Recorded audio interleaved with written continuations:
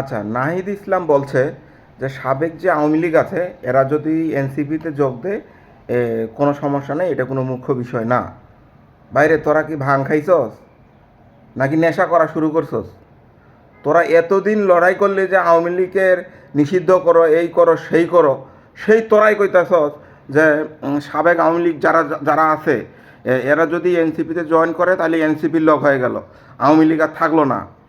আরে বলচ্চদা, তোরা তা গালি দেওয়া তোদের তো গালি দেওয়া উচিত। নাহিদ যে কথাটা বললো এখানে তো জামাতেরও দোষ আছে।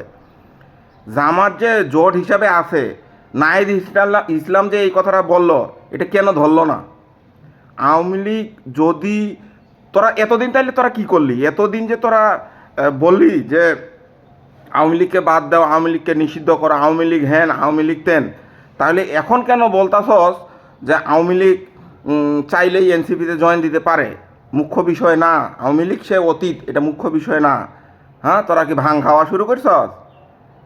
হ্যাঁ, গদ্দপ কথাকার। তোদের তো জুতা দিয়ে মারা উচিত, মানুষের এখন জুতা দিয়ে মারা উচিত তোদের।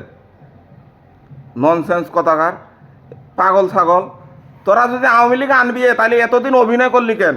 এতদিন নিষিদ্ধ কেন বললি? এতদিন এই কেন স্বৈরাচার বললি কেন? আওয়ামী লীগ যদি তোরখানে জয়েন করতেই পারে, তাহলে আওয়ামী লীগ যদি জয়েন করতে পারে তাহলে তোরা তো আওয়ামী লীগকে সরাইয়া আইছস, তাহলে তো তোরা বেইমান, তোরা রাজাকার। রাজাকার তো তাহলে তোরা।